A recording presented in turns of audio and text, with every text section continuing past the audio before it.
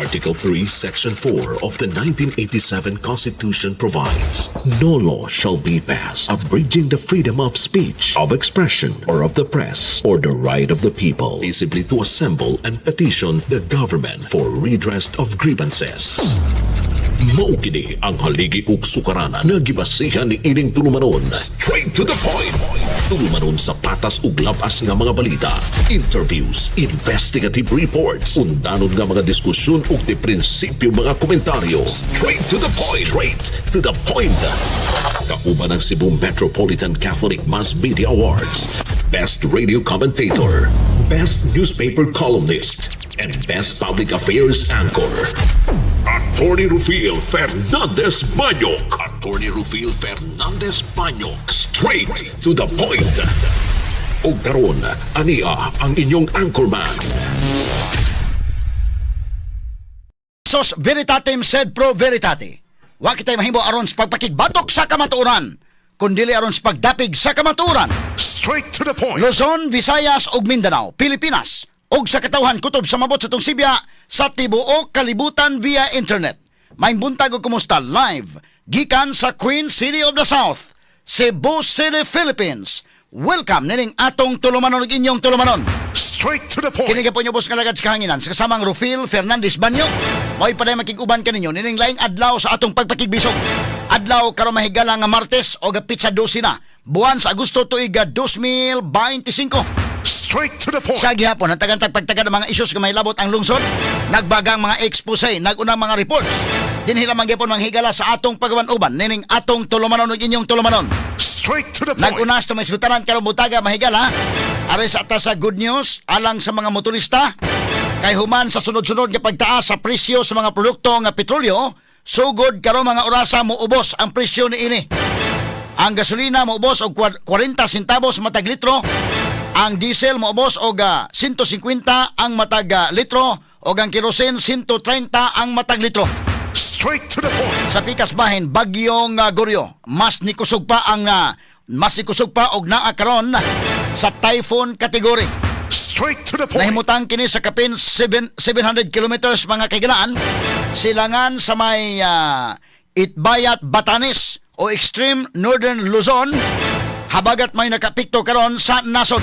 Straight to the point. Samtang sa laing bahin mga higala, aritas to mga isgutanan kay si President Bongbong Marcos sa iya mga higalang suna nga miingon siya nga kining flood control project guni-guni ang uban.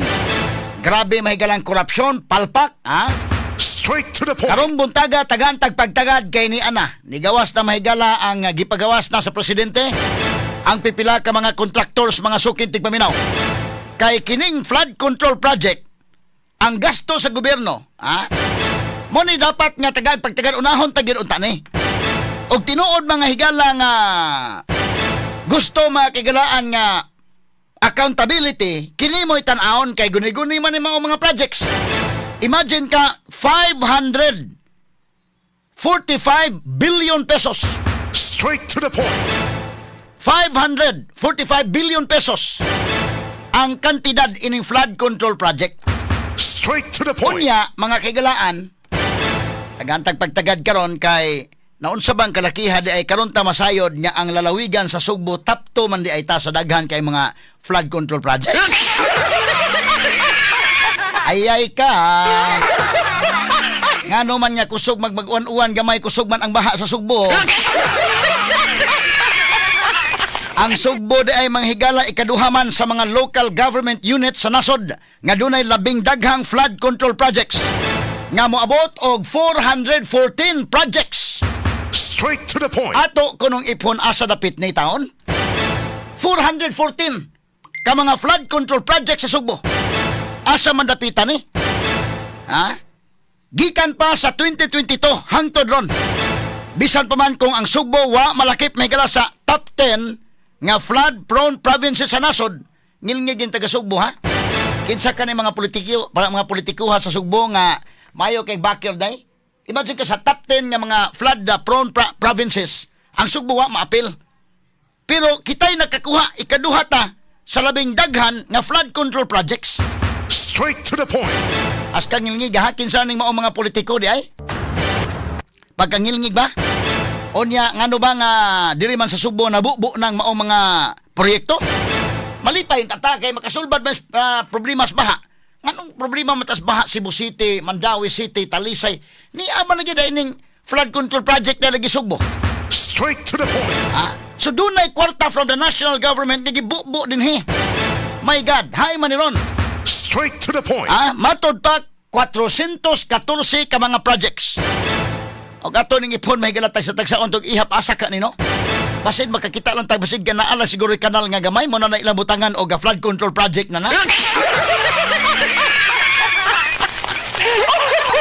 Kabahin mga higala sa gibutyag ni Presidente Ferdinand Marcos Jr. nga 20% kanitibukan nga 445 bilyones nga pundo alang sa flood control project napunta lamang sa 15 ka mga contractors. Straight to the point. Unya, sa 15 ka mga contractors, kining top 15, ayay ka mga kaigalaan. Sa top 15, ikaupat mga higala, ayay ka taga Sugbo man.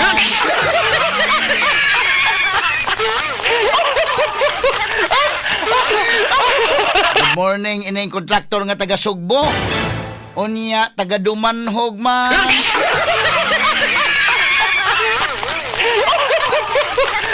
Ganda ni pagtagad mga kagalaan. Wa kay ko ka subay ining maong kontraktor. Pero dunay daghay nag-chat nako nga taga Dumanhog kini. Ug unya daghang project ni sa Sugbo day. Hapit tanan mga higalang proyekto sa Sugbo nga iyas gobyerno mo'y gisudlan ining maong kontraktor. At dili kay ko basta-basta makatuo ana mga kagalaan pero dunay mga nakasulti nato ana. Unsa ba katinuo day na? Kato mga taga-probinsya kay bawas na na. Kininginganlan matod pa mga higala ron sa report. In fact, nanggawas manis pamantalaan. Nigawas manis pamantalaan da Freeman. Nigawas ni pamantalaan Sunstar. Nigawas ni sa tanang media outlets.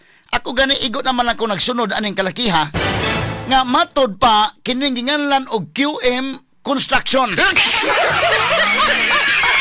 Ato lang ning agi kataw-katawa kay murag nagkaduol na gitaan ni ha. QM Construction ang tag-iya ini matod pa si Engineer Alan Kirante. Straight to the point. QM. Sa ato pa kay taga Dumanhog man eh. Unya didto man sa Dumanhog tong rally ni BBM sa tanan mga higala nga mga lugar sa Sugbo didto man gyud sa Dumanhog.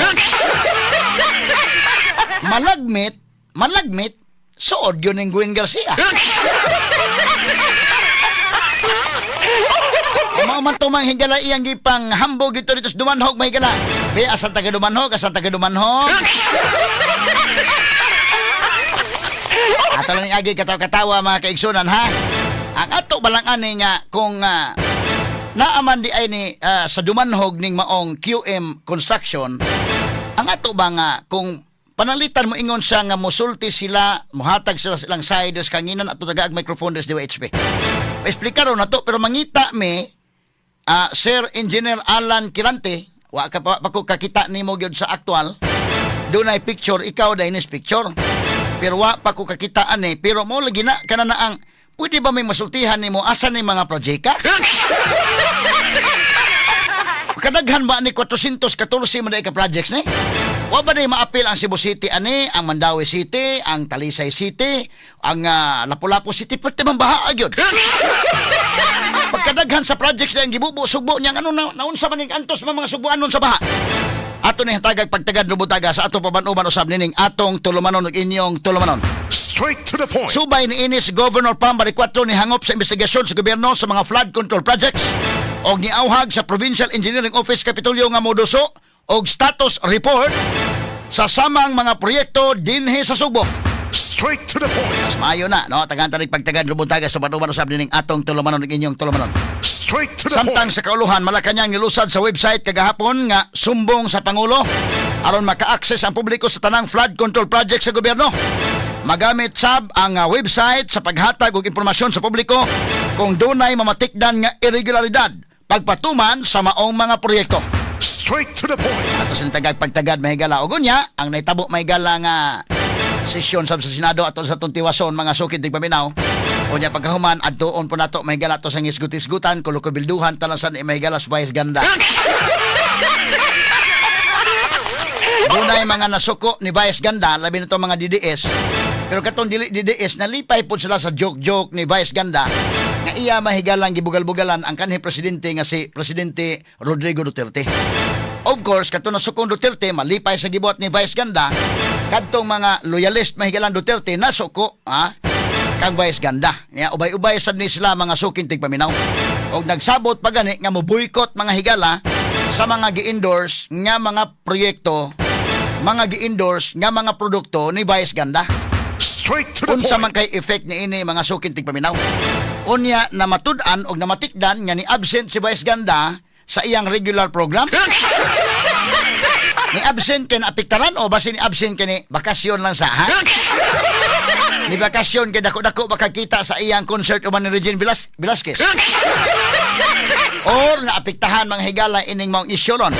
Kaganta ning pagtagad mga kagalaan. Pero sa pikas bahin lagi ato lang timbang-timbangon og maayo sad mga higala. Ang iyang pagbugal-bugal siyempre nasuko ang mga taga DDS. Pero sa pikas bahin unsa man ning kang Vice Ganda personalan gyud ning iya or basi nangita ra sa siya og unsa iya ka-joke in town. Kay kana ra ba mahigalan trabaho asa di ra ba pud lalim in taon ang pagpakatawa. Matod pa sa mga jokers in the kin kini mga maghimog mga joke nga mga magsalida, mas lisod pa mga higala ang pagpakatawa kontra sa pagpahilak. Muna nga basig nangita ra po siya unsaon taon pag-please po ng iyang audience. Kay kadto bitaw sa una Jessica Soho nga iya mahigalang gibugal-bugalan. Unsa may saan Jessica Soho niya? Unsa may ilang awan Jessica Soho, Or kadtong iya kun nagitong iya sa iya makitaan mahigala nga para niya makatawa ba kang publiko pag please basta sa publiko. Mo nag-ingon hay di gid lalim ni mangita kwarta. Ang problema lang kay niyang gibugal-bugalan ang kanhi presidente. Nga doon na po'y daghang mga loyalist. Tagan ta nagpagtagad mga kagalaan.